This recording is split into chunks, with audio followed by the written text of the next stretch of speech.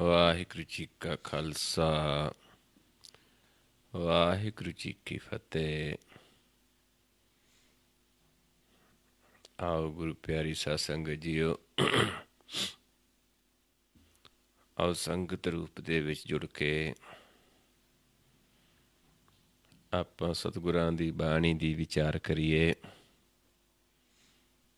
ਸਤਿਗੁਰਾਂ ਦੇ ਉਪਦੇਸ਼ ਨੂੰ ਸਮਝੀਏ, ਮੰਨੀਏ ਤੇ ਕਮਾਉਣ ਦੀ ਕੋਸ਼ਿਸ਼ ਕਰੀਏ।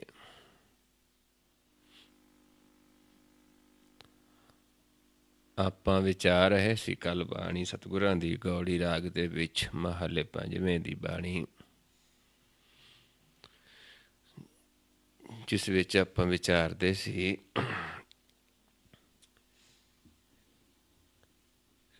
ਕਿ ਕਿਵੇਂ ਇੱਕ ਜੀਵ ਉਸ ਪ੍ਰਭੂ ਦੇ ਅੱਗੇ ਬੇਨਤੀ ਕਰਦਾ ਹੈ ਤੇ ਕਿਵੇਂ ਸਾਨੂੰ ਉਸ ਪ੍ਰਭੂ ਦੇ ਅੱਗੇ ਬੇਨਤੀ ਕਰਨੀ ਚਾਹੀਦੀ ਹੈ।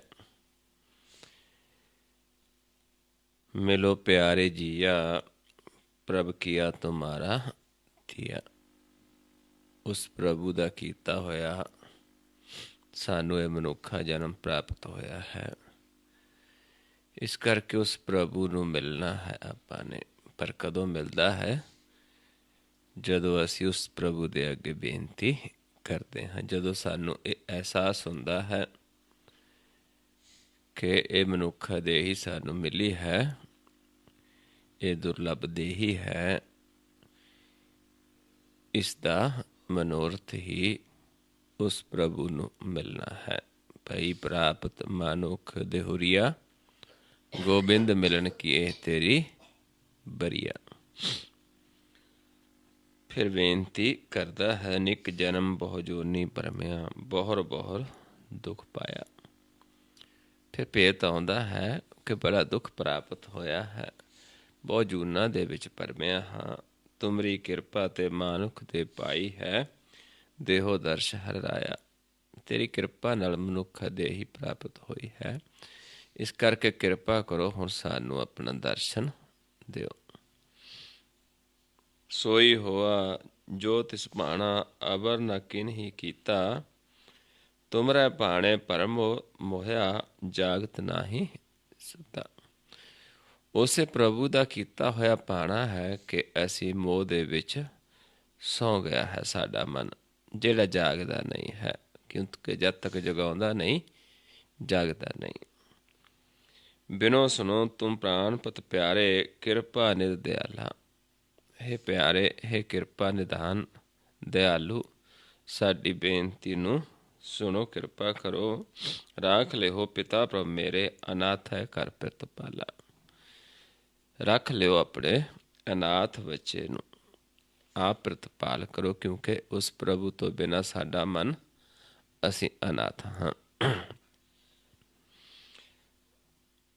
ਇੱਥੇ ਤੱਕ ਆਪਾਂ ਵਿਚਾਰ ਕੀਤਾ ਸੀ। 2 ਪੰਕਤੀਆਂ ਰਹਿ ਗਈਆਂ ਸੀ ਸ਼ਬਦ ਦੀਆਂ ਕੱਲ੍ਹ। ਜਿਸ ਨੂੰ ਤੁਮੈ ਦਿਖਾਇਓ ਦਰਸ਼ਨ, ਸਾਧ ਸੰਗਤ ਕੈ ਪਾਛੈ। ਵੀ ਹੈ ਪ੍ਰਭੂ, ਜਿਸ ਨੂੰ ਤਾਂ ਆਪਣੇ ਦਰਸ਼ਨ ਦਿੱਤੇ, ਆਪਣਾ ਦਰਸ਼ਨ ਕਰਾ ਕੇ ਨਿਹਾਲ ਕੀਤਾ ਹੈ, ਆਪਣਾ ਪਹਿਚਾਣ ਕਰਵਾਈ ਹੈ। ਕਿਵੇਂ ਕਰਵਾਈ? ਸਾਧ ਸੰਗਤ ਦਾ ਪਿੱਛੇ ਲਾ ਕੇ, ਸਾਧ ਸੰਗਤ ਦੇ ਵਿੱਚ ਭੇਜ ਕੇ, ਜਿਸ ਨੂੰ ਤੂੰ ਆਪਣੇ ਦਰਸ਼ਨ ਦਿੱਤੇ ਨੇ। ਕਰ ਕਿਰਪਾ ਤੂਰ ਦੇਹੋ ਸੰਤਨ ਕੀ, ਸੁਖ ਨਾਨਕ ਇਹ ਬਸ ਹੈ। ਐਸੇ ਸੰਤ ਜਨ ਜਿਨ੍ਹਾਂ ਨੂੰ ਤੂੰ ਸਾਧ ਸੰਗਤ ਲਿਜਾ ਕੇ ਆਪਣੇ ਦਰਸ਼ਨ ਦਿੱਤੇ ਨੇ, ਐਸੇ ਸੰਤਾਂ ਦੀ ਤੂਰ ਸਾਨੂੰ ਵੀ ਪ੍ਰਾਪਤ ਹੋਵੇ। ਕਿਰਪਾ ਕਰਕੇ ਐਸੇ ਸੰਤਾਂ ਦੀ ਤੂਰ ਸਾਨੂੰ ਵੀ ਬਖਸ਼ਿਸ਼ ਕਰੋ। ਅਸੀਂ ਵੀ ਇਹ ਸੁੱਖ ਮੰਗਦੇ ਹਾਂ ਕਿ ਐਸੇ ਸੰਤਾਂ ਦੀ ਤੂਰੀ। ਸੰਤਾਂ ਦੀ ਤੂਰੀ ਕੀ ਹੁੰਦਾ ਹੈ? ਬਚਨ ਗਿਆਨ। ਸੰਤ ਕੋਈ ਸਰੀਰ ਨਹੀਂ ਹੁੰਦਾ, ਮਨ ਦੀ ਅਵਸਥਾ ਹੈ। ਅਤੇ ਜਦੋਂ ਮਨ ਨੂੰ ਪ੍ਰਭੂ ਦਾ ਗਿਆਨ ਹੋ ਜਾਂਦਾ, ਦਰਸ਼ਨ ਹੋ ਜਾਂਦੇ ਨੇ, ਜਿਵੇਂ ਆਪਾਂ ਵਿਚਾਰਦੇ ਸੀ ਕਿ ਸੰਤਾਂ ਦਾ ਦੇਖਣ ਬ੍ਰਹਮ ਹੋ ਜਾਂਦਾ ਹੈ, ਐਸੇ ਸੰਤਾਂ ਦੀ ਤੂਰੀ ਫਿਰ ਜੀਵ ਮੰਗਦਾ ਹੈ। ਐਸੇ ਸੰਤਾਂ ਦੇ ਬਚਨ ਵੀ ਕਿਹੜਾ? ਗੁਰ ਦਾ ਗਿਆਨ। ਜਿਹੜਾ ਮੇਨ ਬਚਨ ਮੁੱਖ ਹੈ, ਗੁਰ ਦਾ ਗਿਆਨ, ਜਿਹਦੇ ਨਾਲ ਸਾਡਾ ਮਨ ਪ੍ਰਕਾਸ਼ ਹੋਣਾ ਹੁੰਦਾ ਹੈ। ਅੰਤਰਜਾਮੀ ਆਪਾਂ ਪੜ੍ਹਦੇ ਹਾਂ ਰੋਜ਼ ਹੀ ਕੀਰਤਨ ਸੋਲੇ ਦੀ ਬਾਣੀ ਦੇ ਵਿੱਚ, ਅੰਤਰਜਾਮੀ ਪੁਰਖ ਵਿਧਾਤੇ ਸ਼ਰਧਾ ਮਨ ਕੀ ਪੂਰੇ, ਨਾਨਕ ਦਾਸ ਇਹ ਸੁਖ ਮੰਗੈ ਮੋਕੋ ਕਰ ਸੰਤਨ ਕੀ ਤੂਰੇ। ਐਸੇ ਸੰਤਾਂ ਦੀ ਤੂਰੀ, ਐਸੇ ਸੰਤਾਂ ਦੇ ਬਚਨ ਸਾਨੂੰ ਪ੍ਰਾਪਤ ਹੋਣ, ਜਿਨ੍ਹਾਂ ਨੂੰ ਤੂੰ ਆਪ ਕਿਰਪਾ ਕੀਤੀ, ਆਪਣੇ ਦਰਸ਼ਨ ਦਿੱਤੇ ਨੇ। ਕਿਉਂਕਿ ਜਿਸ ਨੇ ਪ੍ਰਭੂ ਦੇ ਦਰਸ਼ਨ ਕੀਤੇ ਨੇ, ਕਿਵੇਂ ਕੀਤੇ ਨੇ, ਉਹ ਸਾਨੂੰ ਸਾਰਾ ਗਿਆਨ ਬਖਸ਼ਿਸ਼ ਕੀਤਾ ਗਿਆ ਹੈ ਗੁਰਬਾਣੀ ਦੇ ਵਿੱਚ। ਸਾਰਿਆਂ ਦਾ ਕਿਵੇਂ ਹੋਏ ਨੇ? ਗੁਰ ਦੇ ਗਿਆਨ ਦੁਆਰਾ। ਕਿਉਂਕਿ ਜਿਸ ਪ੍ਰਭੂ ਤੋਂ ਅਸੀਂ ਵਿਛੜੇ ਹਾਂ, ਗੁਰ ਦੇ ਗਿਆਨ ਦੁਆਰਾ ਉਸ ਨੂੰ ਅਸੀਂ ਜਾਣ ਸਕਦੇ, ਦੇਖ ਸਕਦੇ ਹਾਂ, ਉਸ ਦੇ ਦਰਸ਼ਨ ਕਰ ਸਕਦੇ ਹਾਂ। ਆਓ ਅਗਲਾ ਸ਼ਬਦ ਵਿਚਾਰਦੇ ਹਾਂ। ਅਗਲਾ ਸ਼ਬਦ ਹੈ ਗੌੜੀ ਰਾਗ ਦੇ ਵਿੱਚ ਮਹੱਲੇ ਪੰਜਵੇਂ ਦਾ। ਰਹਾਉ ਪੰਕਤੀਆਂ ਨੇ। ਹਉ ਤਾਕੈ ਬਲਿਹਾਰੀ, ਜਾ ਕੈ ਕੇਵਲ ਨਾਮ ਆਧਾਰੀ। ਵੀ ਮੈਂ ਉਸ ਤੋਂ ਬਲਿਹਾਰ ਜਾਂਦਾ ਹਾਂ ਜਿਸ ਨੇ ਕੇਵਲ ਨਾਮ ਨੂੰ ਆਧਾਰ ਬਣਾਇਆ ਹੈ। ਕਿਉਂਕਿ ਆਪਾਂ ਹੋਰ ਨੂੰ ਆਧਾਰ ਨਹੀਂ ਬਣਾਉਣਾ। ਇੱਕ ਨਾਮ ਹੀ ਹੈ ਜਿਹੜਾ ਸਾਡੇ ਮਨ ਦੀ ਨੂੰ ਸ਼ਾਂਤੀ ਦਿੰਦਾ ਹੈ, ਮਨ ਦੀਆਂ ਆਸ਼ਾ ਪੂਰੀਆਂ ਕਰਦਾ ਹੈ। ਜਿਵੇਂ ਤੀਜੇ ਪਾਤਸ਼ਾਹ ਜੀ ਸਾਨੂੰ ਸਮਝਾਉਂਦੇ ਨੇ ਆਨੰਦ ਸਾਹਿਬ ਦੀ ਬਾਣੀ ਦੇ ਵਿੱਚ, ਵੀ ਸਾਡਾ ਵੀ ਜਿਹੜਾ ਆਧਾਰ ਨਾਮ ਹੈ, ਤੇ ਤੁਸੀਂ ਵੀ ਨਾਮ ਨੂੰ ਆਧਾਰ ਬਣਾਓ। ਆਪਾਂ ਪੜ੍ਹਦੇ ਹਾਂ, ਸਾਚਾ ਨਾਮ ਮੇਰਾ ਆਧਾਰੋ, ਸਾਚ ਨਾਮ ਆਧਾਰ ਮੇਰਾ, ਜਿਨ ਭੁੱਖਾਂ ਸਭ ਗਵਾਈਆਂ, ਕਰ ਸ਼ਾਂਤ ਸੁਖ ਮਨ ਆਏ ਵਸਿਆ, ਜਿਨ ਇੱਛਾ ਸਭ ਪੁਜਾਈਆਂ। ਸਦਾ ਕੁਰਬਾਨ ਕੀਤਾ ਗੁਰ ਵਿਟਹੋਂ, ਜਿਸ ਦੀਆਂ ਇਹ ਵਡਿਆਈਆਂ। ਵੀ ਅਸੀਂ ਗੁਰ ਤੋਂ ਸਦਾ ਬਲਿਹਾਰੇ ਜਾਂਦੇ, ਜਿਸ ਦੀਆਂ ਇਹ ਵਡਿਆਈਆਂ ਨੇ ਨਾਮ ਨੂੰ ਆਧਾਰ ਬਣਾਇਆ ਹੈ। ਕਹਿ ਨਾਨਕ ਸੁਣੋ ਸੰਤੋ, ਸ਼ਬਦ ਤਰੋ ਪਿਆਰੋ, ਸਾਚਾ ਨਾਮ ਮੇਰਾ ਆਧਾਰੋ। ਤੇ ਤੁਸੀਂ ਵੀ ਸੱਚਾ ਸ਼ਬਦ, ਸੱਚਾ ਗੁਰ, ਉਸ ਦੇ ਨਾਲ ਪਿਆਰ ਪਾਓ। ਤੁਸੀਂ ਵੀ ਨਾਮ ਨੂੰ ਆਧਾਰ ਬਣਾਓ। ਤੇ ਜਿਹਨੇ ਇੱਕ ਨਾਮ ਨੂੰ ਆਧਾਰ ਬਣਾਉਂਦੇ ਨੇ, ਕੇਵਲ ਨਾਮ ਮਹਾਰਾਜ ਸਮਝਾਉਂਦੇ ਨੇ, ਉਹਨਾਂ ਤੋਂ ਬਲਿਹਾਰੇ ਜਾਈਏ। ਹਉ ਤਾਕੈ ਬਲਿਹਾਰੀ, ਜਾ ਕੈ ਕੇਵਲ ਨਾਮ ਆਧਾਰੀ। ਜਿਹਦਾ ਕੇਵਲ ਨਾਮ ਹੀ ਆਧਾਰ ਹੈ। ਇਹ ਰਹਾਉ ਪੰਕਤੀਆਂ ਨੇ। ਅੱਗੇ ਸ਼ਬਦ ਮਹਿਮਾ ਮਹਿਮਾ ਤਾਕੀ ਕੇਤਕ ਗਨੀਐ, ਜਨ ਪਾਰ ਬ੍ਰਹਮ ਰੰਗ ਰਾਤੇ। ਵੀ ਜਿਹੜੇ ਜਨ ਉਸ ਪਾਰ ਬ੍ਰਹਮ ਦੇ ਰੰਗ ਦੇ ਵਿੱਚ ਰਤੇ ਜਾਂਦੇ ਨੇ, ਉਹਨਾਂ ਦੀ ਮਹਿਮਾ ਗਣੀ ਨਹੀਂ ਜਾ ਸਕਦੀ। ਉਹਨਾਂ ਦੀ ਮਹਿਮਾ ਦਾ ਕੋਈ ਅੰਤ ਨਹੀਂ ਪਾਇਆ ਜਾ ਸਕਦਾ। ਜਿਵੇਂ ਮਹਾਰਾਜ ਸਮਝਾਉਂਦੇ ਨੇ, ਸਾਧ ਕੀ ਮਹਿਮਾ ਵੇਦ ਨਾ ਜਾਣੈ। ਉਹਨਾਂ ਦੀ ਮਹਿਮਾ ਦੇ ਬਾਰੇ ਕਿਹਾ ਨਹੀਂ ਜਾ ਸਕਦਾ ਜਿਹੜੇ ਉਸ ਪਾਰ ਬ੍ਰਹਮ ਦੇ ਵਿੱਚ ਰੰਗ ਦੇ ਵਿੱਚ ਰਤੇ ਨੇ। ਸੂਖ ਸਹਿਜ ਆਨੰਦ ਤਿਨਾ ਸੰਗ, ਉਨ ਸੰਸਰ ਆਵਰਨਾ ਦਾਤੇ। ਜਿਹੜੇ ਉਸ ਪਾਰ ਬ੍ਰਹਮ ਦੇ ਰੰਗ ਦੇ ਵਿੱਚ ਰਤੇ ਨੇ, ਉਹਨਾਂ ਦਾ ਸੰਗ ਕਰਕੇ ਹੀ ਸਾਨੂੰ ਸੁਖ ਪ੍ਰਾਪਤ ਹੋ ਸਕਦਾ ਹੈ, ਸਹਿਜ ਦਾ ਗਿਆਨ ਹੋ ਸਕਦਾ ਹੈ। ਉਹੀ ਸਾਨੂੰ ਇਹ ਗਿਆਨ ਕਰਵਾ ਸਕਦੇ ਨੇ, ਗੁਰ ਦਾ ਗਿਆਨ ਦੇ ਸਕਦੇ ਨੇ। ਕਿਉਂਕਿ ਉਹਨਾਂ ਵਰਗਾ ਦੂਜਾ ਕੋਈ ਹੋਰ ਨਹੀਂ ਜਿਹੜਾ ਸਾਨੂੰ ਇਹ ਗੁਰ ਦਾ ਗਿਆਨ ਦੇ ਸਕਦਾ ਹੈ। ਕਿਉਂਕਿ ਉਹ ਪ੍ਰਭੂ ਦੇ ਚਾਕਰ ਨੇ। ਪ੍ਰਭੂ ਨੇ ਉਹਨਾਂ ਨੂੰ ਇਹ ਖਜ਼ਾਨਾ ਸੌਂਪਿਆ ਹੁੰਦਾ, ਉਹ ਫਿਰ ਅੱਗੇ ਜੀਵਾਂ ਨੂੰ ਇਹ ਗੁਰ ਦਾ ਗਿਆਨ ਦਿੰਦੇ ਨੇ। ਕੋਈ ਉਹਨਾਂ ਦਾ ਆਪਣਾ ਨਹੀਂ ਹੈ, ਕਿਉਂਕਿ ਉਹ ਤਾਂ ਇੱਕ ਚਾਕਰ ਨੇ ਉਸ ਮਾਲਕ ਦੇ, ਤੇ ਉਸ ਪ੍ਰਭੂ ਦੇ ਵੱਲੋਂ ਲਾਇਆ ਜੋ ਕਾਰਜ ਹੈ, ਜਿਸ ਕਾਰਜ ਦੇ ਵਿੱਚ ਉਹਨਾਂ ਲਾਇਆ, ਉਹ ਕਾਰਜ ਕਰਦੇ ਨੇ। ਪਰ ਹੋਰ ਤੋਂ ਇਹ ਨਹੀਂ ਮਿਲ ਸਕਦਾ।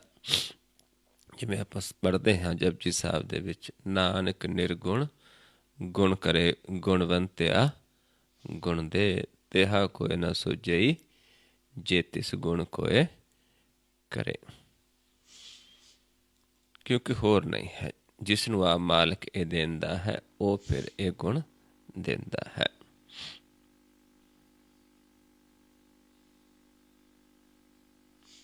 ਜਗਤ ਉਦਾਹਰਨ ਸੇਈ ਆਏ, ਜੋ ਜਨ ਦਰਸ ਪਿਆਸਾ। ਤੇ ਸਮਝਾਉਂਦੇ ਨੇ ਵੀ ਉਹ ਸੰਸਾਰ ਨੂੰ ਉਦਾਹਰਨ ਦੇ ਵਾਸਤੇ ਆਏ ਨੇ, ਸੰਸਾਰ ਦਾ ਉਦਾਰ ਕਰਨ ਵਾਸਤੇ ਉਹ ਜੀਵ ਆਉਂਦੇ ਨੇ। ਪਰ ਕਿਹੜਾਂ ਦਾ ਉਦਾਰ ਹੁੰਦਾ ਹੈ? ਜਿਨ੍ਹਾਂ ਨੂੰ ਉਸ ਪ੍ਰਭੂ ਦੇ ਦਰਸ਼ਨਾਂ ਦੀ ਪਿਆਸ ਹੈ। ਉਹਨਾਂ ਨੂੰ ਫਿਰ ਇਹ ਗਿਆਨ ਦਿੰਦੇ ਨੇ ਕਿ ਇਸ ਤਰੀਕੇ ਦੇ ਨਾਲ ਆਯੁਗਤ ਹੈ, ਅਸੀਂ ਉਸ ਦੇ ਦਰਸ਼ਨ ਕਰ ਸਕਦੇ ਹਾਂ। ਕਿਉਂਕਿ ਪ੍ਰਭੂ ਦੇ ਦਰਸ਼ਨਾਂ ਵਾਲੇ ਬਿਰਲੇ ਲੋਕ ਨੇ। ਕਥਾ ਕਹਾਣੀਆਂ ਸੁਣਨ ਵਾਲੇ, ਕਥਾ ਕਹਾਣੀਆਂ ਸੁਣ ਕੇ, ਬਾਣੀ ਪੜ੍ਹ ਕੇ ਸੰਸਾਰਿਕ ਵਸਤਾਂ ਪ੍ਰਾਪਤ ਕਰਨ ਵਾਲਿਆਂ ਦਾ ਤਾਂ ਕੋਈ ਅੰਤ ਨਹੀਂ ਹੈ। ਲੇਕਿਨ ਪ੍ਰਭੂ ਦੇ ਦਰਸ਼ਨ ਕਰਨ ਵਾਲੇ ਵਿਰਲੇ ਹੁੰਦੇ ਨੇ। ਲੇਕਿਨ ਐਸੇ ਜਨ ਜਿਹੜੇ ਉਸ ਪ੍ਰਭੂ ਦੇ ਰੰਗ 'ਚ ਰੱਤੇ ਨੇ, ਉਹ ਉਹਨਾਂ ਨੂੰ ਗਿਆਨ ਦਿੰਦੇ ਨੇ ਜਿਨ੍ਹਾਂ ਦੇ ਅੰਦਰ ਉਸ ਪ੍ਰਭੂ ਦੇ ਦਰਸ਼ਨਾਂ ਦੀ ਪਿਆਸ ਹੈ। ਜਗਤ ਉਦਾਹਰਨ ਸੇਈ ਆਏ, ਜੋ ਜਨ ਦਰਸ ਪਿਆਸਾ, ਉਨ ਕੀ ਰੇਨ ਪਰੈ ਸੋ ਤਰਿਆ, ਸੰਤ ਸੰਗ ਪੂਰਨ ਆਸਾ। ਵੀ ਉਹਨਾਂ ਦੀ ਸ਼ਰਨ 'ਚ ਜਾਈਏ, ਉਹਨਾਂ ਤੋਂ ਗਿਆਨ ਲੈ ਕੇ ਸਾਡੀ ਆਸਾ ਪੂਰੀ ਹੋ ਸਕਦੀ, ਅਸੀਂ ਤਰ ਸਕਦੇ ਹਾਂ। ਉਹੀ ਤਰ ਸਕਦਾ ਜਿਹੜਾ ਉਹਨਾਂ ਦੀ ਸੰਗਤ ਜਾ ਕੇ ਗਿਆਨ ਲਏਗਾ, ਪਰ ਉਹਨਾਂ ਨੂੰ ਦਰਸ਼ਨਾਂ ਦੀ ਪਿਆਸ ਹੋਵੇ। ਕਿਉਂਕਿ ਅੰਮ੍ਰਿਤ ਉਸ ਨੂੰ ਮਿਲਦਾ ਹੈ ਜਿਸ ਨੂੰ ਪਿਆਸ ਲੱਗੀ ਹੈ। ਅੰਮ੍ਰਿਤ ਜਿਨ ਕੋ ਲੱਗੀ ਪਿਆਸ, ਅੰਮ੍ਰਿਤ ਸੇਈ ਖਾਹੇ। ਉਹਨਾਂ ਨੂੰ ਅੰਮ੍ਰਿਤ ਪ੍ਰਾਪਤ ਹੁੰਦਾ ਜਿਨ੍ਹਾਂ ਨੂੰ ਪਿਆਸ ਹੈ। ਜਿਨ੍ਹਾਂ ਨੂੰ ਪਿਆਸ ਨਹੀਂ, ਉਹਨਾਂ ਨੂੰ ਨਹੀਂ। ਜਿਨ੍ਹਾਂ ਨੂੰ ਦਰਸ਼ਨਾਂ ਦੀ ਪਿਆਸ ਨਹੀਂ, ਉਹਨਾਂ ਨੂੰ ਦਰਸ਼ਨ ਨਹੀਂ ਹੁੰਦੇ। ਕਿਉਂਕਿ ਪ੍ਰਭੂ ਜਾਣਦਾ ਹੈ, ਕਟ ਕਟ ਕੇ ਅੰਤਰ ਕੀ ਜਾਨਤ, ਭਲੇ ਬੁਰੇ ਕੀ ਪੀਰ ਪਛਾਨਤ।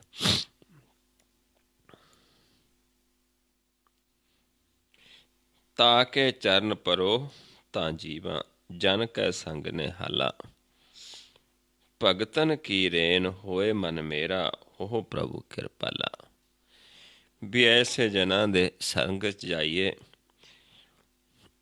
ਤਾਂ ਫਿਰ ਦਰਸ਼ਨ ਕਰਕੇ ਮਨ ਨਿਹਾਲ ਹੁੰਦਾ ਹੈ। ਫਿਰ ਹੀ ਸਾਡਾ ਅਸਲੀ ਜੀਵਨ ਹੈ।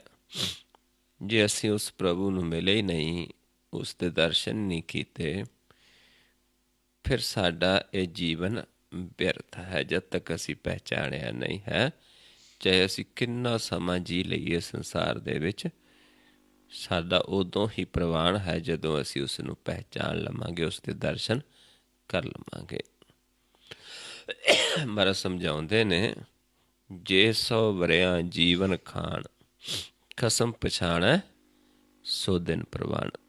ਉਸ ਦਿਨ ਅਸੀਂ ਪ੍ਰਵਾਨ ਆ ਜਿਸ ਦਿਨ ਅਸੀਂ ਉਸ ਪ੍ਰਭੂ ਨੂੰ ਪਹਿਚਾਣ ਲਾਂਗੇ। ਨਹੀਂ 100 ਵਰੇ ਵੀ ਅਸੀਂ ਖਾਂਦੇ ਜਾਈਏ, ਜੀਵਨ ਬਤੀਤ ਕਰ ਲਈਏ, ਅਸੀਂ ਪ੍ਰਵਾਨ ਨਹੀਂ ਹੁੰਦੇ। ਇਸ ਕਰਕੇ ਮੇਰਾ ਸਮਝਾਉਂਦੇ ਨੇ ਕਿ ਉਸ ਪ੍ਰਭੂ ਦੇ ਚਰਨਾਂ ਦੇ ਵਿੱਚ ਜੁੜੀਏ, ਐਸੇ ਜੀਵਾਂ ਦਾ ਸੰਗ ਕਰਕੇ ਉਸ ਪ੍ਰਭੂ ਦੀ ਸ਼ਰਨ ਦੇ ਵਿੱਚ ਜਾਈਏ ਤੇ ਨਿਹਾਲ ਹੋ ਜਾਈਏ। ਕਿਉਂਕਿ ਐਸੇ ਜਨਾਂ ਦੀ ਰੇਨ, ਭਗਤਨ ਕੀ ਰੇਨ ਹੋਏ ਮਨ ਮੇਰਾ। ਵੀ ਐਸੇ ਜਨਾਂ ਦੇ ਬਚਨਾਂ ਦੀ ਮਨ ਤੂਰੀ ਹੋ ਜਾਵੇ। ਹੋ ਪ੍ਰਭੂ ਕਿਰਪਾਲਾ, ਹੈ ਪ੍ਰਭੂ ਕਿਰਪਾ ਕਰੋ, ਦਇਆ ਕਰੋ ਕਿ ਐਸੇ ਜਿਹੜੇ ਤੇਰੇ ਸੰਤ ਨੇ, ਜਿਹੜੇ ਤੇਰੇ ਰੰਗ ਦੇ ਵਿੱਚ ਰੱਤੇ ਹੋਏ ਨੇ, ਐਸੇ ਜਨਾਂ ਦੀ ਤੂਰੀ, ਸਾਡਾ ਮਨ ਐਸੇ ਜਨਾਂ ਦੀ ਤੂਰੀ ਦੀ ਰੇਨ ਹੋ ਜਾਵੇ, ਐਸੇ ਜਨਾਂ ਦੇ ਬਚਨਾਂ ਦੀ ਰੇਨ ਹੋ ਜਾਵੇ। ਐਸੀ ਕਿਰਪਾ ਕਰੋ ਸਾਡੇ ਤੇ। ਰਾਜ ਜੋਬਨ ਅਬਦ ਜੋ ਦੀਸੈ, ਸਭ ਕਿਛ ਜੁਗ ਮੈਂ ਕਾਟਿਆ। ਵੀ ਹੋਰ ਤਾਂ ਸੰਸਾਰ ਦੇ ਵਿੱਚ ਸੰਸਾਰ ਦਾ ਰਾਜ ਹੈ, ਰਾਜ ਭਾਗ ਹੈ। ਸਰੀਰ ਇਹ ਜੋਬਨ ਹੈ, ਜਵਾਨੀ ਹੈ, ਜਿਹੜੀ ਉਮਰ ਹੈ ਸਾਡੀ, ਜੋ ਵੀ ਸੰਸਾਰ ਦੇ ਵਿੱਚ ਦਿਸਦਾ ਹੈ ਸੰਸਾਰਿਕ ਤੌਰ 'ਤੇ, ਦਿਸਣ ਵਾਲੀ ਚੀਜ਼ ਹੈ। ਇਹ ਸਾਰਾ ਸੰਸਾਰ ਦੇ ਵਿੱਚ ਇੱਕ ਘਾਟੇ ਦਾ ਹੀ ਵਣਜ ਹੈ, ਉਦੋਂ ਤੱਕ ਜਦੋਂ ਤੱਕ ਅਸੀਂ ਮਾਲਕ ਨੂੰ ਨਹੀਂ ਦੇਖਿਆ। ਜਦੋਂ ਅਸੀਂ ਉਸ ਪ੍ਰਭੂ ਨੂੰ ਜਾਣ ਲੈਂਦੇ ਹਾਂ, ਫਿਰ ਸਾਡਾ ਸਾਰਾ ਕੁਝ ਪ੍ਰਵਾਨ ਹੁੰਦਾ ਹੈ। ਸਾਨੂੰ ਕਿਉਂਕਿ ਰਾਜੇ ਵੀ ਹੋਏ ਸੰਸਾਰ ਦੇ ਵਿੱਚ, ਰਾਜਾ ਜਨਕ ਹੋਇਆ, ਰਾਜਾ ਪੀਪਾ ਹੋਇਆ, ਭਗਤ ਹੋਏ ਸੰਸਾਰ ਦੇ ਵਿੱਚ, ਰਾਜੇ ਰਾਮਚੰਦਰ ਜੀ ਹੋਏ, ਕ੍ਰਿਸ਼ਨ ਜੀ ਹੋਏ, ਇਹ ਸਾਰੇ ਲੇਕਿਨ ਪ੍ਰਭੂ ਨੂੰ ਮਿਲੇ ਸੀ। ਇਹਨਾਂ ਦਾ ਸਭ ਕੁਝ ਪ੍ਰਵਾਨ ਹੈ। ਇਹਨਾਂ ਦਾ ਪਹਿਨਿਆ ਖਾਦਾ, ਮਹਿਲ ਮਾੜੀਆਂ, ਜਿਹੜੇ ਪ੍ਰਭੂ ਨੂੰ ਜਾਣ ਲੈਂਦੇ। ਜਦ ਤੱਕ ਅਸੀਂ ਉਸ ਨੂੰ ਜਾਣਿਆ ਨਹੀਂ ਤੇ ਸਾਰਾ ਘਾਟੇ ਦਾ ਹੀ ਵਣਜ ਹੈ। ਜੋ ਵੀ ਹੈ, ਚਾਹੇ ਸਾਡੀ ਜਵਾਨੀ ਹੈ, ਰਾਜਮਾਲ ਜੋ ਹੈ, ਸਭ ਘਾਟੇ ਦਾ ਵਣਜ ਹੈ। ਨਾਮ ਨਿਦਾਨ ਸਦ ਨਵ ਤਨ ਨਿਰਮਲ, ਇਹ ਨਾਨਕ ਹਰ ਤਨ ਖਟਿਆ। ਤੇ ਸਮਝਾਉਂਦੇ ਨੇ ਵੀ ਜਿਹੜਾ ਨਾਮ ਦਾ ਖਜ਼ਾਨਾ ਹੈ, ਜਿਹੜਾ ਸਦਾ ਹੀ ਨਵਾਂ ਹੈ, ਰੋਜ਼ ਹੀ ਨਵਾਂ ਖਜ਼ਾਨਾ ਹੈ ਤੇ ਨਿਰਮਲ ਹੈ। ਇਹ ਧਨ ਜਿਹੜਾ ਹੈ, ਮਹਾਰਾਜ ਸਮਝਾਉਂਦੇ ਵੀ ਇਹ ਧਨ ਜਿਨ੍ਹਾਂ ਖੱਟਿਆ ਹੈ, ਜਿਹੜੇ ਉਹਦੇ ਰੰਗ 'ਚ ਰੱਤੇ ਨੇ, ਉਹਨਾਂ ਇਹ ਧਨ ਖੱਟਿਆ ਹੈ। ਐਸੇ ਜਨਾਂ ਦੀ ਸੰਗਤ ਕਰਕੇ ਆਪਾਂ ਵੀ ਇਸ ਧਨ ਨੂੰ ਪ੍ਰਾਪਤ ਕਰ ਸਕਦੇ ਹਾਂ, ਕਿਉਂਕਿ ਐਸਾ ਧਨ ਹੈ ਜਿਹੜਾ ਇੱਥੇ ਵੀ ਵਰਤਦੇ ਹਾਂ ਤੇ ਨਾਲ ਵੀ ਜਾਣਾ ਹੈ। ਜਿਹੜਾ ਮਨ ਦਾ ਅਸਲੀ ਖਜ਼ਾਨਾ ਹੈ, ਨਾਮ, ਜਿਹਨੂੰ ਮਹਾਰਾਜ ਸਮਝਾਉਂਦੇ ਨੇ, ਮਨ ਕਾ ਤੋਸਾ ਹਰ ਨਾਮ ਹੈ, ਹਿਰਦੇ ਰੱਖੋ ਸੰਭਾਲ। ਇਸ ਨੂੰ ਸੰਭਾਲਣਾ ਕਿੱਥੇ ਹੈ? ਧਨ ਨੂੰ। ਜਿਵੇਂ ਹੋਰ ਧਨ ਤਾਂ ਬੈਂਕਾਂ ਦੇ ਵਿੱਚ ਰੱਖਿਆ ਜਾਂਦਾ ਹੈ, ਇੱਥੇ ਸੰਭਾਲਦੇ ਹਾਂ, ਲੇਕਿਨ ਇਹ ਹਿਰਦੇ ਵਿੱਚ ਸੰਭਾਲਣਾ ਹੈ। ਇਹ ਨਾਮ ਹਿਰਦੇ 'ਚ ਪ੍ਰਗਟ ਹੁੰਦਾ ਹੈ। ਹਿਰਦਾ ਸਾਡਾ ਅਥਾਹ ਹੈ, ਢਹਿੰਦਾ ਨਹੀਂ। ਇਸ ਕਰਕੇ ਇਹ 9 ਦਰਾਂ ਨੂੰ ਛੱਡ ਕੇ ਵੀ ਆਪਾਂ ਹਿਰਦੇ 'ਚ ਹੀ ਵਸਣਾ ਹੁੰਦਾ ਹੈ। 10ਵਾਂ ਦੁਆਰ, ਉਸਨੂੰ ਹਿਰਦਾ ਕਹਿੰਦੇ ਹਾਂ। ਉੱਥੇ ਆਪਾਂ ਜਮ੍ਹਾਂ ਕਰ ਲੈਂਦੇ ਹਾਂ। ਇੱਥੇ ਵੀ 10ਵੇਂ ਦੁਆਰ 'ਚ ਆਪਾਂ ਵਸਦੇ ਹਾਂ। ਅੰਤ ਸਮੇਂ ਫਿਰ ਉਸ ਨੇ ਰਹਿ ਜਾਣਾ ਹੈ। ਇਹ ਸਾਡਾ ਟਹਿ ਜਾਣਾ ਹੈ ਸਾਰਾ ਹੀ। ਇਸ ਕਰਕੇ ਅਸੀਂ ਹਿਰਦੇ ਵਿੱਚ ਹੀ ਜਮ੍ਹਾਂ ਕਰਦੇ ਹਾਂ। ਜਿਵੇਂ ਆਪਾਂ ਦੇਖਦੇ ਹਾਂ, ਜਿਹੜੇ ਜੀਵ ਬਾਹਰਲੇ ਦੇਸ਼ਾਂ 'ਚ ਕਮਾਉਣ ਜਾਂਦੇ ਨੇ, ਜਿਨ੍ਹਾਂ ਨੇ ਵਾਪਸ ਆ ਕੇ ਆਪਣੇ ਦੇਸ਼ ਰਹਿਣਾ ਹੁੰਦਾ ਹੈ, ਉਹ ਉੱਥੇ ਕਮਾਉਂਦੇ ਨੇ, ਆਪਣੇ ਦੇਸ਼ ਨੂੰ ਪੈਸਾ ਭੇਜ ਦਿੰਦੇ ਨੇ, ਤਾਂ ਕਿ ਜਿਸ ਦਿਨ ਆਈਏ ਇੱਥੇ ਸਾਡਾ ਪਿਆ ਹੈ। ਇੱਦਾਂ ਹੀ ਆਪਾਂ ਪ੍ਰਦੇਸ਼ 'ਚ ਆਏ ਹਾਂ, ਆਪਾਂ ਆਪਣਾ ਜੋ ਕਮਾਉਂਦੇ ਧਨ, ਇਹ ਸਾਡਾ ਹਿਰਦੇ ਦੇ ਵਿੱਚ ਜਮ੍ਹਾਂ ਹੁੰਦਾ ਹੈ, ਤਾਂ ਕਿ ਜਿਸ ਦਿਨ ਅਸੀਂ ਜਾਣਾ ਹੈ, ਸਾਡਾ ਧਨ ਉੱਥੇ ਜਮ੍ਹਾਂ ਹੋਏਗਾ, ਜਿਸ ਨੂੰ ਅਸੀਂ ਆਰਾਮ ਨਾਲ ਉੱਥੇ ਰਹਿ ਕੇ ਖਾਵਾਂਗੇ। ਕਿਉਂਕਿ ਜੇ ਆਪਾਂ ਇਹ ਧਨ ਨਹੀਂ ਖੱਟਿਆ ਤੇ ਫਿਰ ਸਾਨੂੰ ਦੁਬਾਰਾ ਜੂਨਾਂ ਦੇ ਵਿੱਚ ਆਉਣਾ ਪਏਗਾ, ਕਿਉਂਕਿ ਉੱਥੇ ਨਾਮ ਹੀ ਸਾਡਾ ਭੋਜਨ ਹੈ। ਇਸ ਕਰਕੇ ਮਹਾਰਾਜ ਸਮਝਾਉਂਦੇ ਨੇ ਵੀ ਜਿਨ੍ਹਾਂ ਨੇ ਆ ਕੇ ਇੱਥੇ ਇਹ ਨਾਮ ਧਨ ਨਹੀਂ ਖੱਟਿਆ, ਉਹਨਾਂ ਦਾ ਸੰਸਾਰ 'ਚ ਆਉਣ ਦਾ ਕਿਆ ਫਾਇਦਾ ਹੈ, ਕਿਆ ਲਾਭ ਹੈ। ਜਿਨ੍ਹਾਂ ਨੇ, ਉਹਨਾਂ ਨੂੰ ਫਿਰ ਦੁਬਾਰਾ ਮਨੁੱਖਾ ਜਨਮ ਮਿਲੇਗਾ, ਫਿਰ ਉਹਨਾਂ ਨੂੰ ਫਿਰ ਦੁਬਾਰਾ ਜੂਨਾਂ ਦੇ ਵਿੱਚ ਆਉਣਾ ਪਏਗਾ। ਕੋਈ ਮਨੁੱਖਾ ਜਨਮ ਦੁਬਾਰਾ ਨਹੀਂ ਮਿਲਦਾ।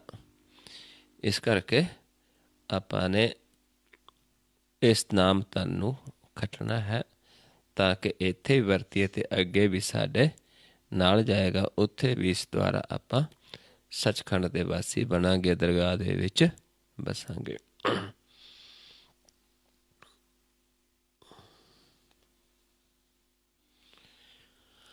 ਆਓ ਅਗਲਾ ਸ਼ਬਦ ਹੈ ਗੌੜੀ ਰਾਗ ਦੇ ਵਿੱਚ ਮਹੱਲੇ 5ਵੇਂ ਦਾ। ਰਹੋ ਪੰਕਤੀਆਂ ਨੇ। ਜੋਗ ਜੁਗਤ ਸੁਣ ਆਇਓ ਗੁਰ ਤੇ, ਮੋਕੋ ਸਤਿਗੁਰ ਸ਼ਬਦ ਬੁਝਾਇਓ। ਗੁਰ ਦੀ ਜੁਗਤ ਸੁਣੀ, ਕਿਸ ਤੋਂ ਸੁਣੀ? ਉਹਦੇ ਸੰਤਾਂ ਕੋਲੋਂ, ਉਸ ਜਿਨ੍ਹਾਂ ਦਾ, ਜਿਹੜੇ ਉਹਦੇ ਰੰਗ 'ਚ ਰੱਤੇ ਹੁੰਦੇ ਨੇ, ਜਿਨ੍ਹਾਂ ਦੀ ਰਸਨਾ ਤੋਂ ਆਪ ਬੋਲਦਾ ਹੈ ਮਾਲਕ। ਉਹ ਫਿਰ ਸਤਿਗੁਰ ਆਪ ਸਾਨੂੰ ਉਹ ਸ਼ਬਦ ਦਾ ਗਿਆਨ ਦਿੰਦਾ, ਗੁਰ ਦਾ ਗਿਆਨ ਦਿੰਦਾ ਹੈ। ਜਿਹੜੇ ਸੁਣ ਕੇ ਆਉਂਦੇ, ਸੁਣ ਜਾਂਦੇ ਨੇ, ਸੰਤਾਂ ਦੇ ਕੋਲ, ਜਿੱਥੇ ਆਪਾਂ ਪਹਿਲੇ ਸ਼ਬਦ ਵਿੱਚ ਵਿਚਾਰ ਕੇ ਆਏ ਹਾਂ ਵੀ ਐਸੇ ਜਨਾਂ ਦੀ ਸੰਗਤ ਮਿਲੇ, ਉਹਨਾਂ ਦੇ ਬਚਨ ਮਿਲਣ, ਗੁਰ ਦਾ ਗਿਆਨ ਮਿਲੇ, ਤੇ ਉਹ ਫਿਰ ਜੁਗਤ ਸੁਣ ਕੇ ਜੀਵ ਆਉਂਦਾ ਹੈ ਤੇ ਉਹ ਗਿਆਨ ਦਿੰਦੇ ਨੇ, ਵਿਧੀ ਦਿੰਦੇ ਨੇ, ਜੁਗਤ ਦੱਸਦੇ ਨੇ ਯੋਗ ਦੀ, ਕਿ ਇੱਦਾਂ ਆਪਾਂ ਨੇਤਰਾਂ ਨੂੰ ਸਮ ਕਰਕੇ ਇੱਦਾਂ ਸ਼ਿੰਗਾਰ ਕਰਨਾ ਹੈ, ਇੱਦਾਂ ਪ੍ਰਭੂ ਦੇ ਦਰਸ਼ਨਾਂ ਦਾ ਲੋਚਾ ਪੈਦਾ ਕਰਨੀ ਹੈ, ਤੇ ਫਿਰ ਮਾਲਕ ਸਾਨੂੰ ਦਰਸ਼ਨ ਦਿੰਦਾ ਹੈ।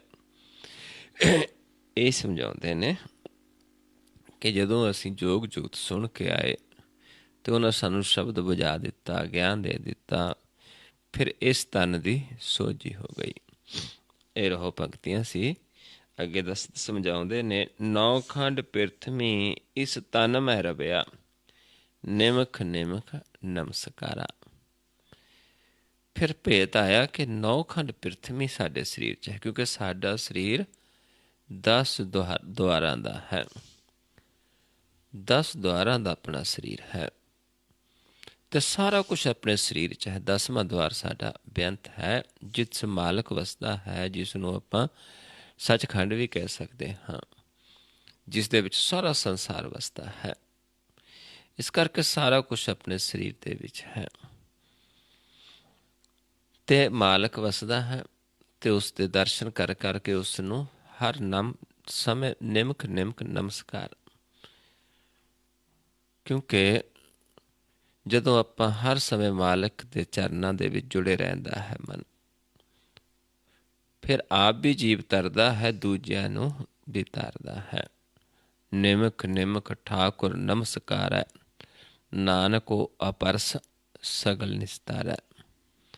ਵੀ ਐਸਾ ਜੀਵ ਜਿਹੜਾ ਹਰ ਨਿਮਕ ਨਿਮਕ ਮਾਲਕ ਨੂੰ ਨਮਸਕਾਰ ਕਰਦਾ ਹੈ, ਐਸਾ ਜੀਵ ਜਿਹੜਾ ਫਿਰ ਸਾਰਿਆਂ ਨੂੰ ਤਾਰ ਸਕਦਾ ਹੈ। ਇਹ ਸਾਨੂੰ ਸਮਝਾਉਂਦੇ ਨੇ। ਜਦੋਂ ਫਿਰ ਭੇਤ ਆ ਜਾਂਦਾ ਹੈ 10 ਦੁਆਰਾਂ ਦੇ ਸਰੀਰ ਦਾ, ਯੋਗ ਦੀ ਜੁਗਤੀ ਸੁਣਦੇ ਹਾਂ, ਸਿੱਖ ਲੈਂਦੇ ਹਾਂ, ਮਨ 'ਚ ਵਸਾ ਲੈਂਦੇ ਹਾਂ, ਫਿਰ ਭੇਤ ਆਉਂਦਾ ਵੀ ਸਾਡਾ ਸਰੀਰ ਤਾਂ 10 ਦੁਆਰਾਂ ਦਾ ਹੈ। 10ਵਾਂ ਦੁਆਰ ਬੇਅੰਤ ਹੈ, ਜਿਸ ਦਾ ਅੰਤ ਨਹੀਂ ਪਾਇਆ ਜਾ ਸਕਦਾ। ਪਰ ਇਹ ਸੋਝੀ ਕਿਹਨਾਂ ਨੂੰ ਆਉਂਦੀ?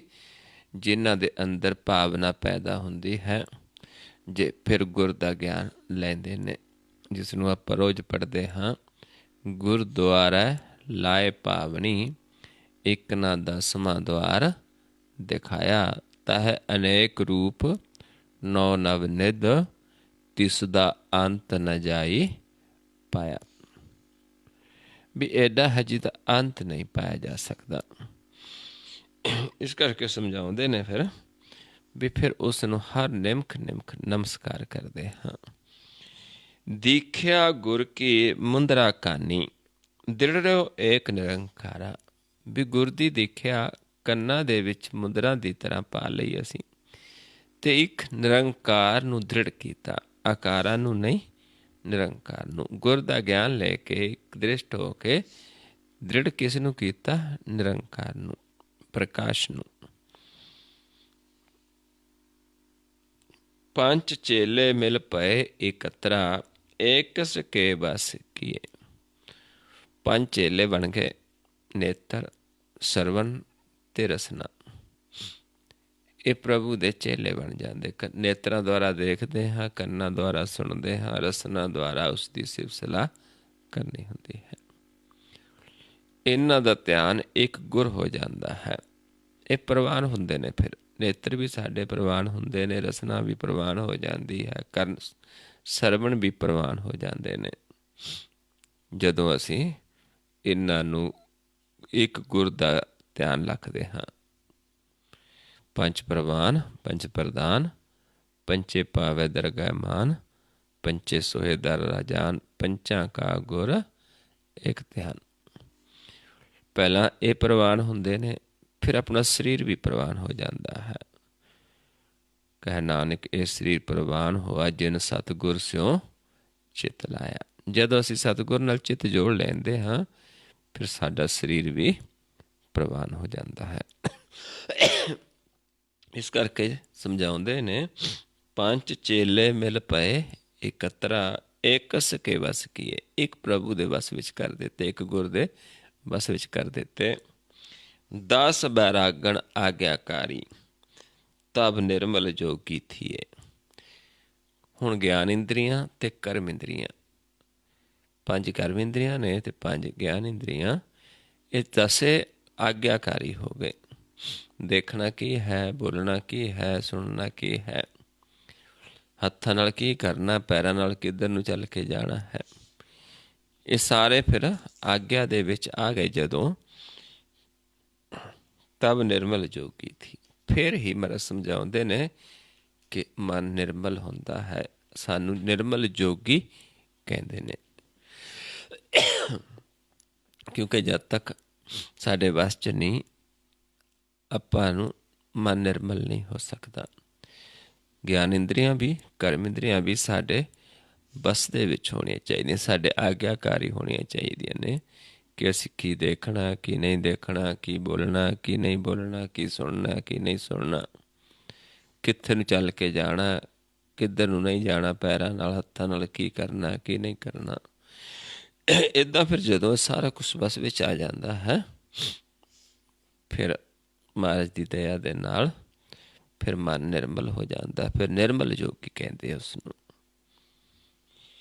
ਭਰਮ ਜਰਾਏ ਚਰਾਈ ਵਿਪੂਤਾ, ਇਹ ਜੋਗੀਆਂ ਦਾ ਜਿਹੜਾ ਧਰਮ ਹੈ, ਜੋਗੀਆਂ ਜਿਵੇਂ ਉਹ ਕਰਦੇ ਨੇ, ਜਿਹੜੇ ਜੋਗੀ ਸੀ ਉਹ ਕੀ ਕਰਦੇ ਸੀ ਕਿ ਤਨ ਨੂੰ ਸੁਆਹ ਮਲ ਲੈਂਦੇ ਸੀ ਅਤੇ ਇੱਦਾਂ ਹੀ ਹੱਥ 'ਚ ਡੰਡਾ ਲੈ ਲੈਂਦੇ, ਕੰਨਾਂ 'ਚ ਮੁੰਦਰਾ ਪਾ ਲੈਂਦੇ ਨੇ, ਅਤੇ ਉਹ ਦੱਸਦੇ ਨੇ ਵੀ ਮੁੰਦਰਾ ਕਿਹੜੀ ਪਾਈ, ਗੁਰ ਦੇ ਗਿਆਨ ਦੀ। ਅਤੇ ਭਰਮ ਨੂੰ ਜਲਾ ਕੇ ਉਹਦੀ ਸੁਆਹ ਕੀਤੀ, ਤਿਆਰ ਕੀਤੀ, ਅਤੇ ਫਿਰ ਉਹ ਵਿਭੂਤ ਲਾਈ, ਕਿਹੜੀ, ਨਾਮ ਦੀ। ਭਰਮ ਜਰਾਏ ਚਰਾਈ ਵਿਭੂਤਾ, ਪੰਥ ਏਕ ਕਰ ਪੇਖਿਆ, ਇੱਕ ਰਸਤਾ ਦੇਖ ਲਿਆ, ਉਸ ਨੂੰ ਗਿਆਨ ਲਿਆ। ਸਹਿਜ ਸੂਖ ਸੋ ਕੀਨੀ ਭੁਗਤਾ, ਜੋ ਠਾਕੁਰ ਮਸਤਕ ਲਿਖਿਆ।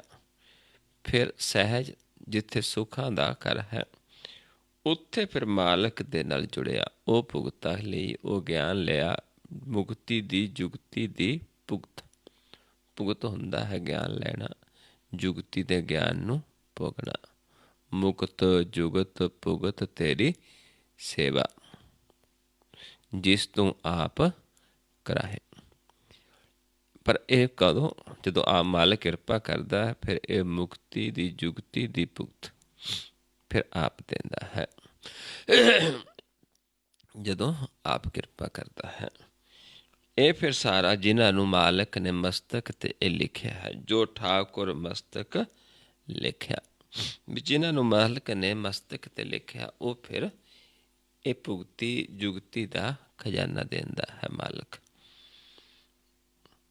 ਜਹ ਭਾਉ ਨਾਹੀਂ ਤਹ ਆਸਨ ਬਾਧਿਓ। ਹੁਣ ਆਸਨ ਕਿੱਥੇ ਬੰਨ ਲੈਂਦਾ ਮਨ, ਜਿੱਥੇ ਮਾਲਕ ਵਸਦਾ ਹੈ, ਨਿਰਭਉ ਨਿਰੰਕਾਰ ਦਾ ਬਾਸਾ ਹੈ, ਉੱਥੇ ਮਨ ਆਸਨ ਲਾ ਲੈਂਦਾ ਹੈ। ਜਹ ਭਉ ਨਾਹੀਂ ਤਹ ਆਸਨ ਬਾਧਿਓ, ਸਿੰਘੀ ਅਨਾਹਤ ਬਾਣੀ। ਅਨਾਹਤ ਸਿੰਘੀ ਹੁੰਦਾ ਹੈ ਜਿਹੜਾ ਆਪਾਂ ਧਿਆਨ ਉੱਤੇ ਲੈ ਕੇ ਜਾਂਦੇ ਹਾਂ, ਸਿੰਘ ਦੀ ਤਰ੍ਹਾਂ। ਇੱਦਾਂ ਉੱਤੇ ਅਨਾਹਤ ਇੱਥੋਂ ਅਨਹਦ ਸ਼ੁਰੂ ਹੋ ਜਾਂਦਾ।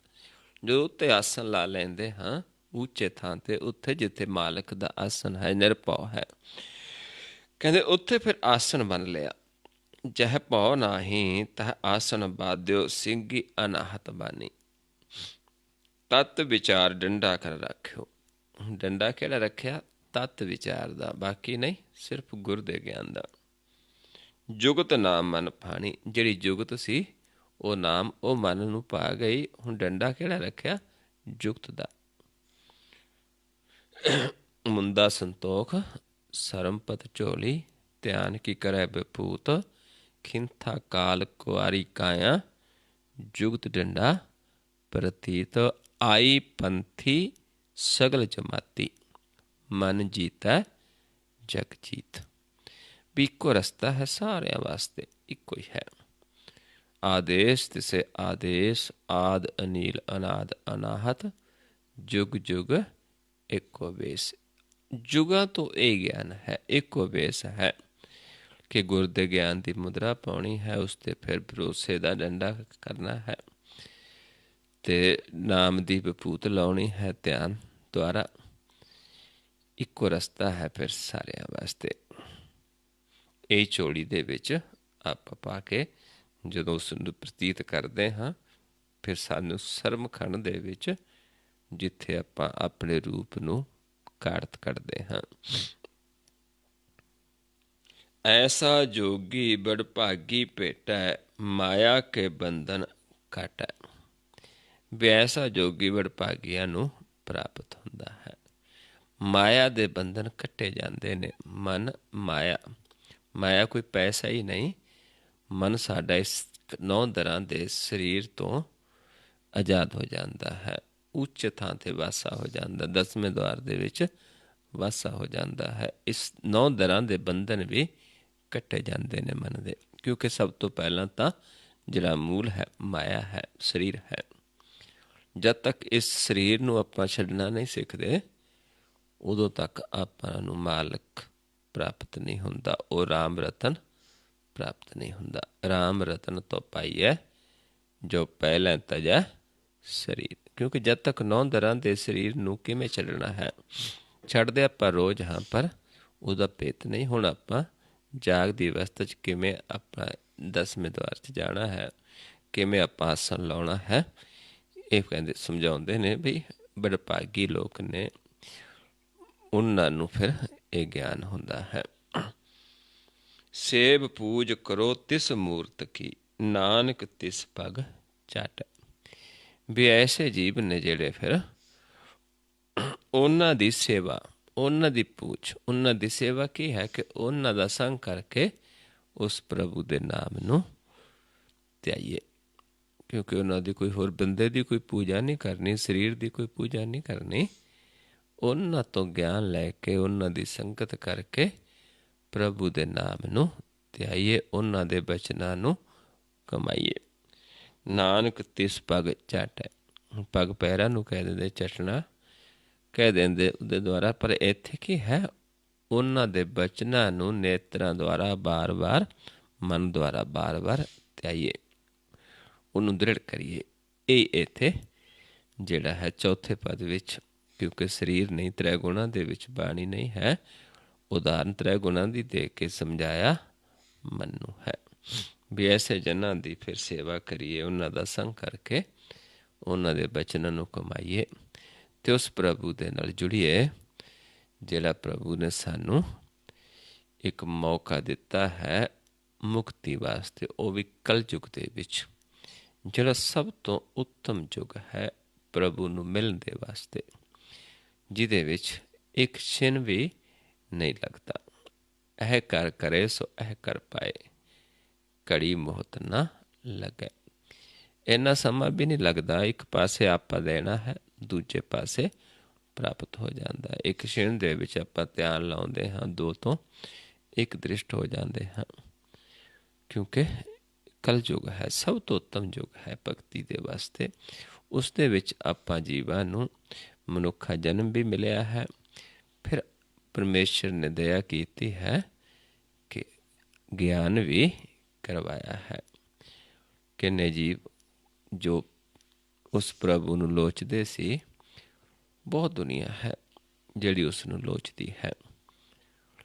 ਉਹਨਾਂ ਨੂੰ ਹੌਲੀ ਹੌਲੀ ਗਿਆਨ ਦੇ ਕੇ ਫਿਰ ਆਪਣਾ ਬਣਾ ਲੈਂਦਾ ਹੈ, ਕਿਉਂਕਿ ਸਾਰਿਆਂ ਦੀ ਆਸਾਂ ਪੂਰੀਆਂ ਕਰਨ ਵਾਲਾ ਹੈ। ਆਪਾਂ ਦੇਖਦੇ ਹਾਂ, ਜੁੜਦੇ ਹਨ ਜਿਹੜੇ ਭਾਗਾਂ ਵਾਲੇ ਜੀਵ ਨੇ, ਆਉਂਦੇ ਬਹੁਤ ਨੇ, ਪਰ ਜਿਨ੍ਹਾਂ 'ਤੇ ਖੁਸ਼ ਹੁੰਦਾ ਉਹੀ ਸੁਣ ਕੇ ਮੰਨਦੇ ਨੇ ਅਤੇ ਉਹੀ ਕਮਾਉਂਦੇ ਨੇ। ਸੋ ਆਓ ਗੁਰਮੁਖ ਪਿਆਰਿਓ, ਹੁਣ ਆਪਾਂ ਨਾਲ ਅਭਿਆਸ ਕਰੀਏ,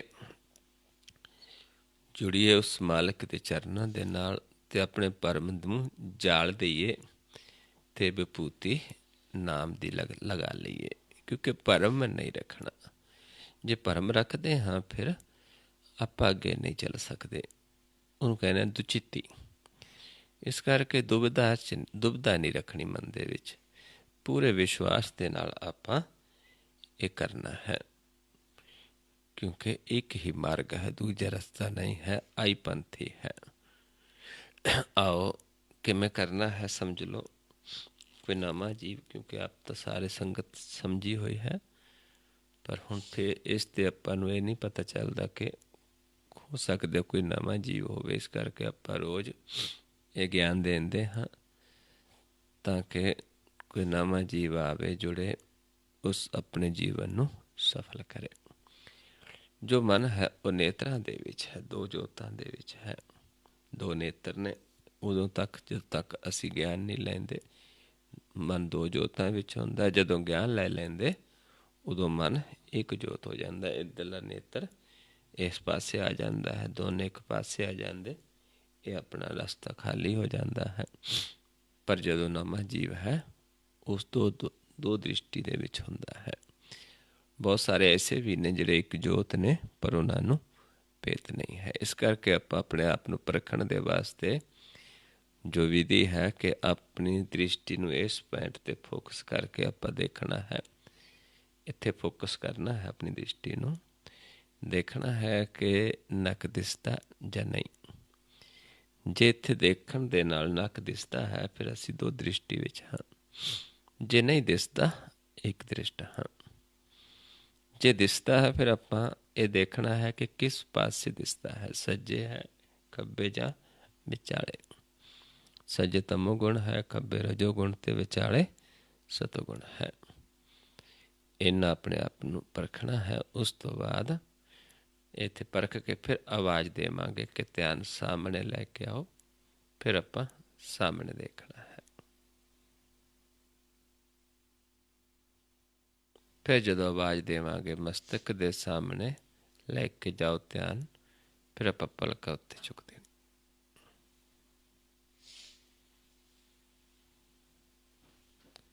ਫਿਰ ਜਦੋਂ ਕਵਾਂਗੇ ਸਾਹਮਣੇ, ਫਿਰ ਵਾਪਸ ਸਾਹਮਣੇ। ਫਿਰ ਜਦੋਂ ਕਵਾਂਗੇ ਸਮ ਕਰਕੇ ਦੇਖੋ, ਫਿਰ ਇੱਥੇ ਸਮ ਕਰਕੇ ਦੇਖਣਾ ਹੈ ਆਪਣੇ ਆਪ ਨੂੰ। ਜੇ ਕੋਈ ਨਵਾਂ ਜੀਵ ਜਿਸ ਨੂੰ ਪਹਿਲਾਂ ਨੱਕ ਦਿਸਦਾ ਉਸਨੇ ਫਿਰ ਦੇਖਣਾ ਕਿ ਦਿਸ ਨੂੰ ਹਟ ਗਿਆ, ਫਿਰ ਇੱਕ ਦਿਸ਼ਟ ਹੋ ਜਾਏਗਾ। ਪਰ ਪੂਰੇ ਵਿਸ਼ਵਾਸ ਦੇ ਨਾਲ ਆਪਾਂ ਇਹ ਕਰਨਾ ਹੈ। ਹਰ ਧਿਆਈਏ ਸਾਸ ਗਰਾਸ ਪੂਰਨ ਵਿਸ਼ਵਾਸ। ਪੂਰੇ ਵਿਸ਼ਵਾਸ ਦੇ ਨਾਲ ਧਿਆਉਣਾ ਹੈ। ਆਓ ਪਹਿਲਾ ਨੇਤਰ ਸਮ ਕਰੀਏ। ਥੋੜ੍ਹਾ ਆਪਣੇ ਆਪ ਨੂੰ ਦੇਖੋ। ਜਿਹੜੇ ਪਹਿਲਾਂ ਧਿਆਉਂਦੇ ਨੇ ਉਹ ਆਪਣੇ ਪ੍ਰਕਾਸ਼ ਰੂਪ ਦੇ ਦਰਸ਼ਨ ਕਰੋ। ਆਪਣੇ ਮਨ ਨੂੰ ਦੇਖੋ ਕਿ ਮੈਲ ਤਾਂ ਨਹੀਂ ਲੱਗੀ, ਮਨ ਨਿਰਮਲ ਹੈ। ਅਤੇ ਜਿਹੜਾ ਨਵਾਂ ਹੈ ਉਹ ਦੇਖੋ ਵੀ ਮੈਂ ਦੋ ਦ੍ਰਿਸ਼ਟ ਚਾਹਾਂ ਕਿ ਇੱਕ ਦ੍ਰਿਸ਼ਟ ਦੇ ਵਿੱਚ।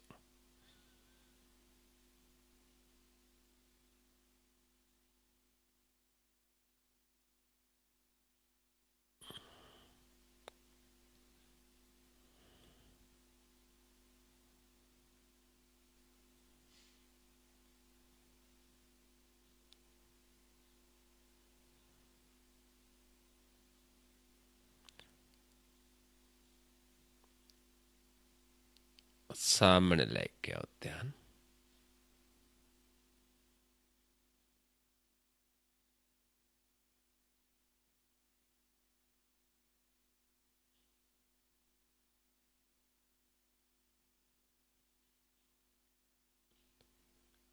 ਮਸਤਕ ਦੇ ਸਾਹਮਣੇ ਲੈ ਜਾਓ, ਪਲਕਾਂ ਉੱਤੇ ਚੁੱਕ।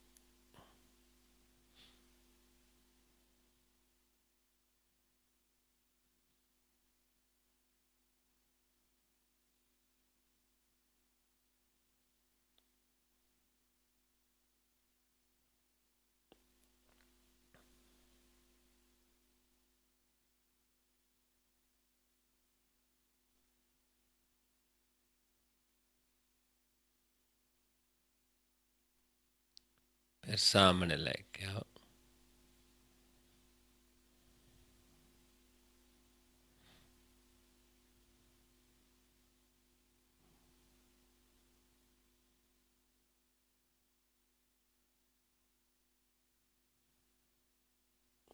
ਫਿਰ ਸਮ ਕਰਕੇ ਦੇਖੋ ਆਪਣੇ ਆਪ ਨੂੰ ਨੱਕ 'ਤੇ।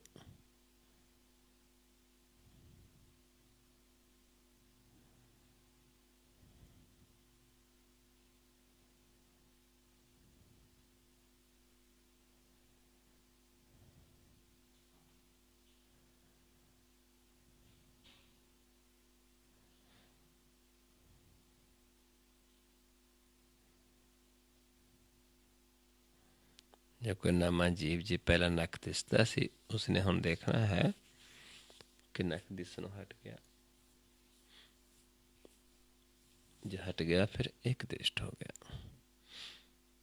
ਜਾਂ ਇੱਕ ਹਲਕੀ ਪਰਛਾਈ ਇਸ ਪਾਸੇ ਖੱਬੇ ਪਾਸੇ ਜੇ ਹਲਕੀ ਹਲਕੀ ਪਰਛਾਈ ਵੀ ਦਿਸਦੀ ਹੈ, ਧਿਆਨ ਦੇ ਨਾਲ ਫਿਰ ਉੱਥੇ ਹੀ ਆਪਣਾ ਮਨ ਪ੍ਰਕਾਸ਼ ਹੋਣਾ, ਉੱਥੇ ਸਾਨੂੰ ਪ੍ਰਕਾਸ਼ ਦਿਸਣਾ ਸ਼ੁਰੂ ਹੁੰਦਾ ਹੈ।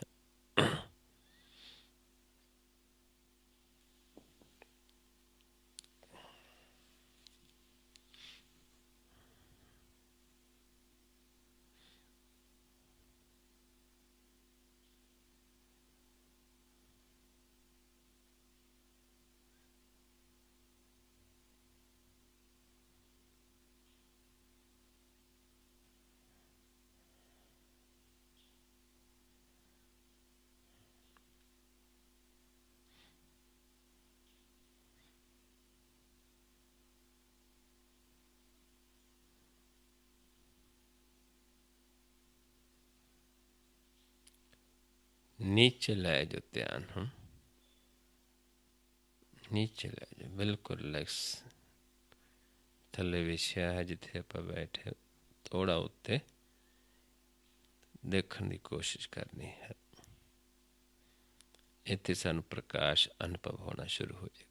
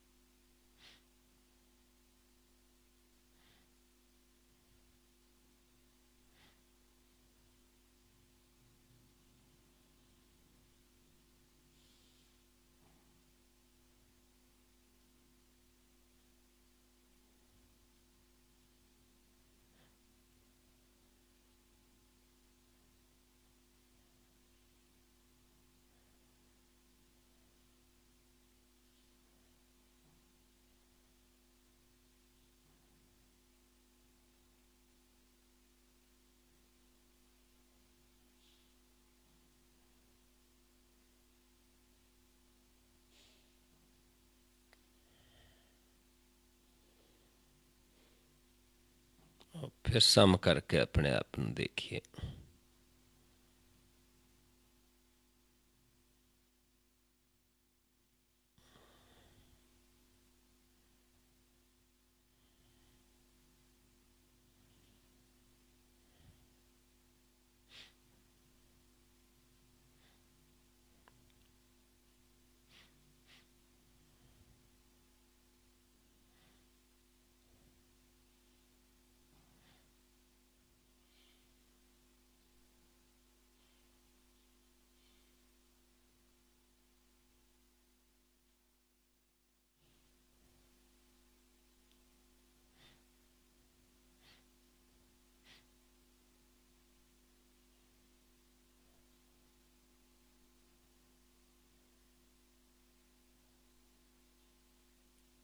फिर नीचे ले जाओ ध्यान,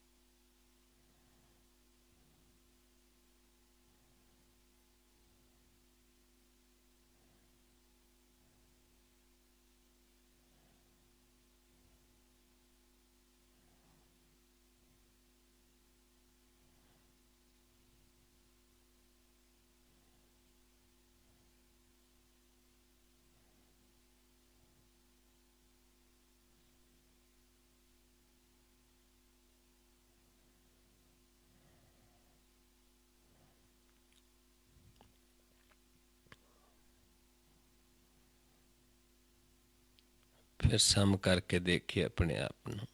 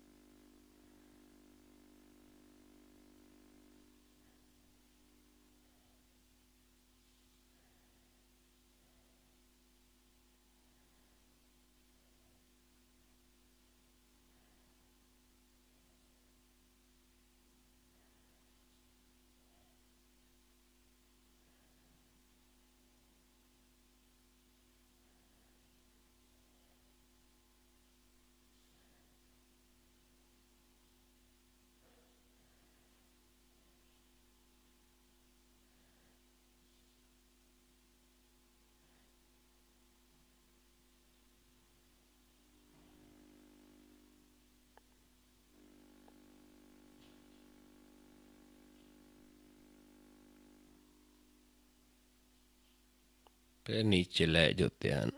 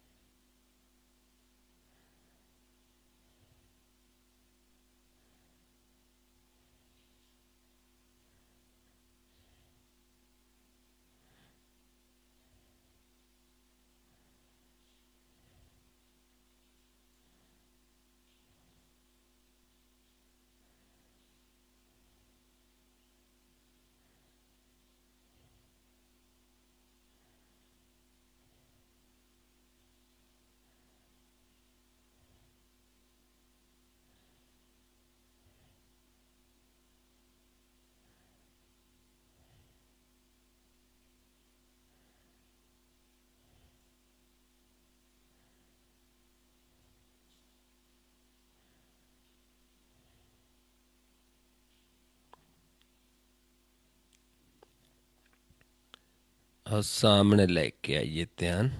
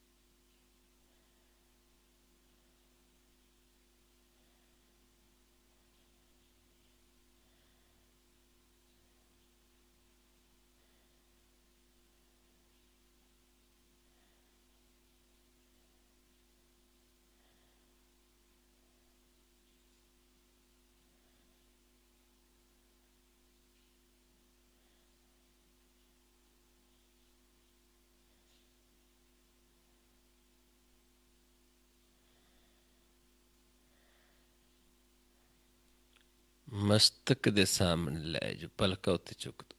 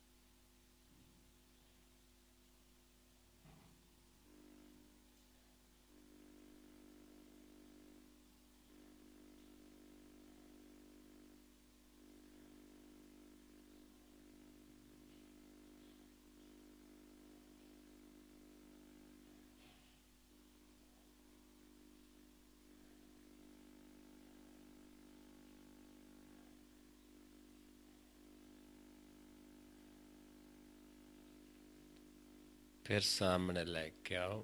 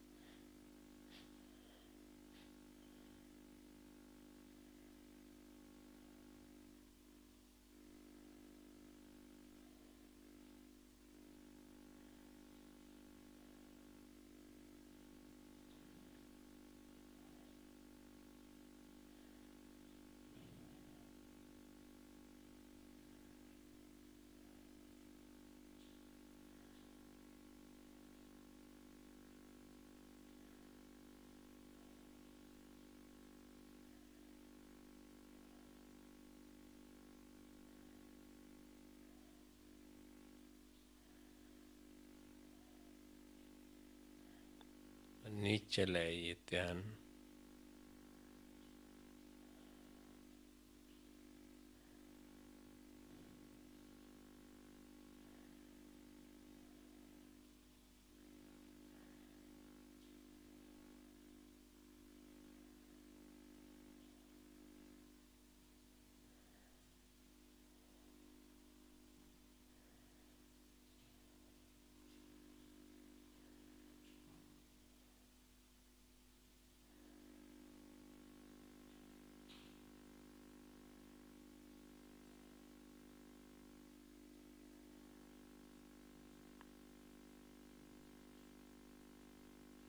और सम करके देखिए अपने आप ਨੂੰ।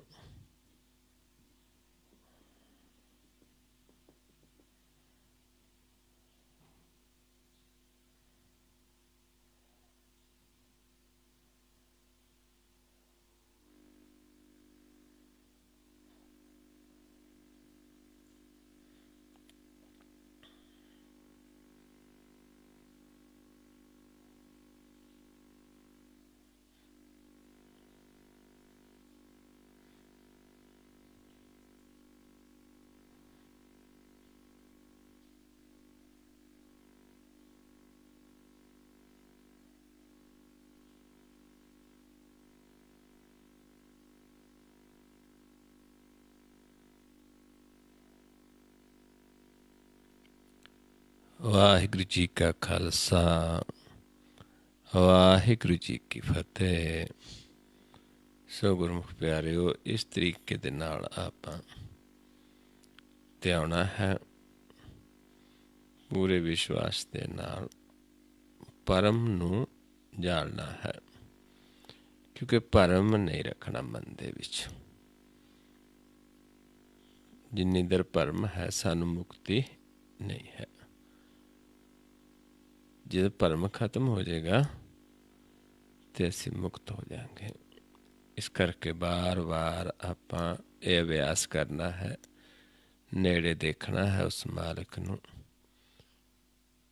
ਤਾਂ ਕਿ ਜਿਸ ਕਾਰਜ ਵਾਸਤੇ ਆਪਾਂ ਨੂੰ ਇਹ ਦੇਹੀ ਮਿਲੀ ਹੈ, ਉਹ ਕਾਰਜ ਸਾਡਾ ਪੂਰਾ ਹੋ ਜਾਵੇ। ਆਪਣੇ ਆਪ ਨੂੰ ਕੁਛ ਜਨਾਉਣਾ ਨਹੀਂ ਹੈ, ਬਸ ਉਸ ਮਾਲਿਕ ਤੋਂ ਰਹਿਮਤ ਮੰਗਣੀ ਹੈ, ਦਇਆ ਮੰਗਣੀ ਹੈ। ਸੋ ਇੰਨੇ ਕੁ ਵਿਚਾਰ ਕਰਦੇ ਹਾਂ, ਬਹੁਤ ਸਾਰੀਆਂ ਭੁੱਲਾਂ ਹੋ ਜਾਂਦੀਆਂ ਹਨ। ਆਪ ਸੰਗਤ ਸਤਿਗੁਰੂ ਜੀ ਬਖਸ਼ਣ ਯੋਗ ਹੋ, ਬਖਸ਼ ਲੈਣਾ ਜੀ। ਵਾਹਿਗੁਰੂ ਜੀ ਕਾ ਖਾਲਸਾ, ਵਾਹਿਗੁਰੂ ਜੀ ਕੀ ਫਤਿਹ।